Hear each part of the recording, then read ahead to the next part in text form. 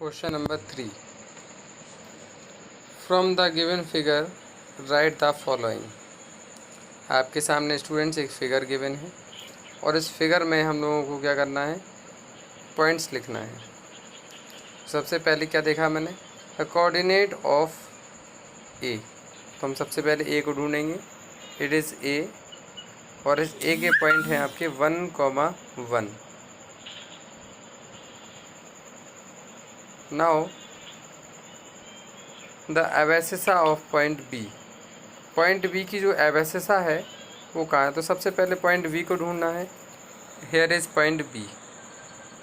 So the abscissa means Y coordinate. So Y coordinate is 3। So it is 3 and the coordinates of C.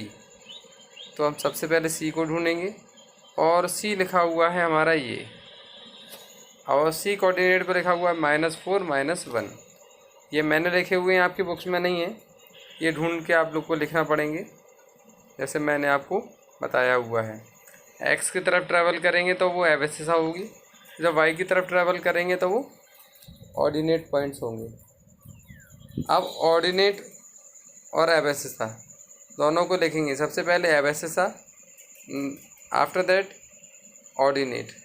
So this is the coordinate of that point, -4 and -1.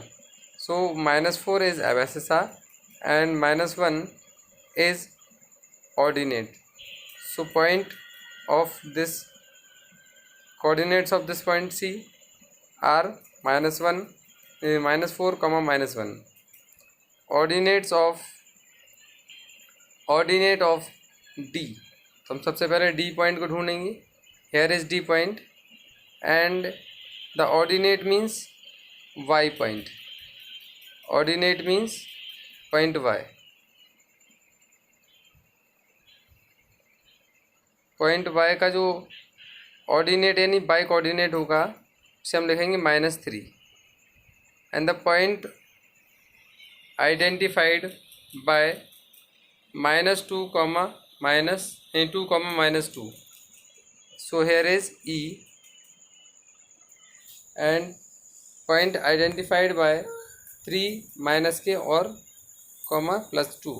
So it is F. Dear students, इसमें एक mistake हुआ है धोखे से।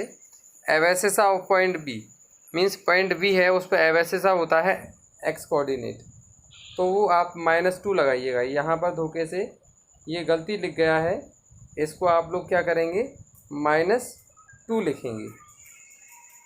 ठीक है ना, तब जाके इसका इजीली सुधार हो जाएगा। ये धोखे से गलती लिख गया था मुझसे। Now it is question number 4। Question number 4 में देखेंगे आप, write down the coordinates of point PQRSTU। तो आप देख पा रहे हैं, सबसे पहले मैंने पॉइंट P को देखा।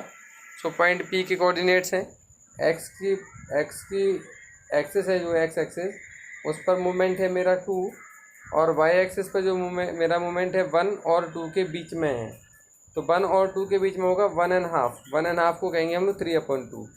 सो coordinates of point P are 2, 3/2। So now coordinate of point Q। So it is point Q। So coordinate of point Q is x movement -1 and y movement 3.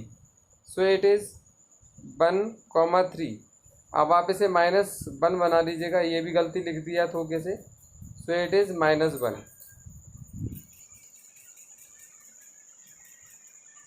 तो ये मेरा क्या हो जाएगा, -1। अब यहाँ पर हम लोग, चलिए मैं आपको इस पर कर ही देता हूँ अभी, अदरवाइज़ बाद में दिक्कत ना रहे कोई भी।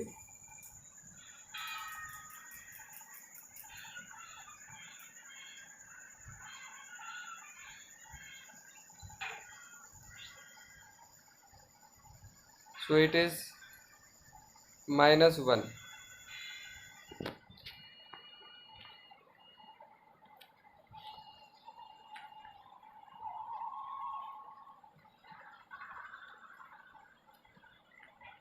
तो आपके सामने मैं -1 से कर ही देता हूँ। ये आएगा आपका -1।